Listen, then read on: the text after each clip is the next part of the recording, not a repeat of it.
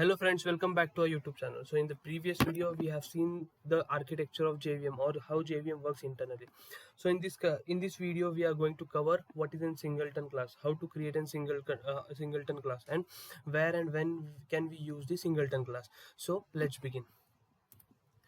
So basically, what is in singleton class? So basically, singleton class is nothing but it is a design pattern which restrict one to create only a single instance of that particular class, and and that particular instance contains the global access.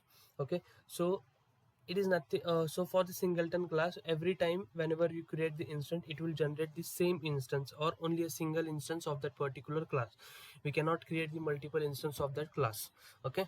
And that single instance have the global access. Global access. So second is like when we can use that singleton class or where we can use that singleton class. So basically, singleton class is often used when one instance of a class is used throughout the application. For example, we can make use of a logging system. In case of logging system, we declare one global instance or the common instance, we can say, and throughout the application we can make use of that global instance or the common instance for the logging purpose. In case of database connection as well, we use the same or the single connection object throughout the application. In that case, we can make use of a singleton class. So singleton class is nothing but it is a design pattern which restricts one which So basically, singleton class is nothing but it is a design pattern which restricts one to create only a single instance of a class and provides a global point of access to that instance. So singleton class is often used when only one instance of a class is used throughout the application, such as logging and database connection, etc. So now we will see step by step how to create the singleton class. So steps to create the singleton class. The first steps is to make the constructor as an private. So by declaring the constructor as an private, we can prevent the direct instantiation of the class from outside. Declare the constructor as private to prevent direct instantiation of a class from outside. Second step is we will create one private static instance which will hold the instance or the object of that particular class. So create a private static variable of same class type that variable or the instance will be of the class type. So because it will be holding the instance of that class to hold the single instance. Third step is public static method. We'll have to declare one public static method which will return the instance of that particular method. And what does that method will do? It will check whether the instance or the object is created before. If it is already exist, then it will not create the instance. If it is not created, then it will create the instance. So this provide a public static method usually called as get instance. This is the name of the method. You can give any name as you want to return the single instance. This method checks if an instance already exists. If not, it will create, else it will skip the creation of an instance. Fourth step, thread safety. So basically this fourth step is optional. It's not mandatory to make it, but in case of thread safety, whenever we are not making the use of a synchronized keyword, at that time multiple threads are operating simultaneously on that particular block of code. So to avoid that, we can make use of a synchronized keyword so that at a time only single thread can operate on that particular block of a code. So many times what happen, interview asks you the question, what is a singleton class and how to create a singleton class. So usually the candidate answers the question that the singleton's class means we can create only a single instance of a class. And the steps to create the singleton class is make the constructor as a private, create the private static instance of that particular class, and we will have to create one public static method which will check if the instance is null, then only it will return the instance, else it will not create the instance. So these are the steps to create the which the candidate explains to the interviewer. But the next question arise from the interviewer is that what in case of thread safety? if you are not making it synchronized, then multiple threads may operate simultaneously on it. So how to prevent that?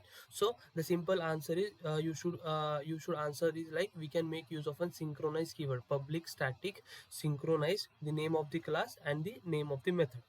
So we will be looking into it by a practical way as well. So the fourth step is thread safety. Implement synchronize to ensure thread safety in multi-threaded environment. So these are the steps which are required to create a singleton class. So we will be going with the practical example which will show you how to create the singleton class. Okay, so what we'll do, we'll create a singleton class over here. Okay, so we'll go step by step. So our first step is create the private constructor to prevent direct instantiation of a class. So what we have done, private singleton. So we have created one private constructor to prevent the direct instantiation of that particular class. The second step is define the private static instance. So what we'll do, we'll create one private variable of that private static it will return the singleton class reference. So singleton. So we have created the private static variable which will hold this object instance of a singleton class. Now the third step is public static method. So we'll define one public static, it will return this singleton class instance. So singleton, and then get instance method.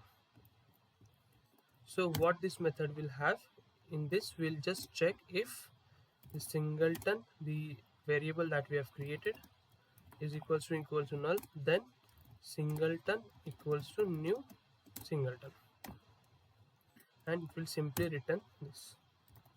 So this is the basic method of creating a singleton class. But in some cases, in case of thread safety, interviewer might ask you how to achieve thread safety over here. So users just simply need to add synchronized keyword. Now this is thread safe. Now we have achieved thread safety over here. Now what we'll do to verify, we'll create one main method, and then we'll create singleton as singleton1 is equals to singleton, the name of the class, dot the static method, that is get instance method. Okay, also we'll create another one object to verify whether it is creating the new object every time or it is returning the same object. So what we'll do, we will make use of an equals to double equals to check whether both the objects are same or not. So it should return true if both the objects are same. Second thing we can verify the hash codes of both the objects. So it should return the same hash codes as the instance written by it is single. It is returning the single instance every time. Dot hash code. So after running this,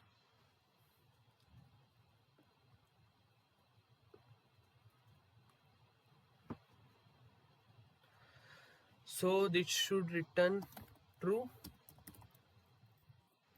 and these both should return the same hash code. See, we have got the true, then the hash code of both are same. So hence proved that we are getting the single instance of that particular class every time. We are not getting, yeah, the multiple instance of that instance every time. So hence these are the steps to to recall, like, what is a singleton class. So you will have to answer the singleton class is nothing but it is a design pattern which will give only a single instance of a class every time. It will not create the new instance of that particular class every time.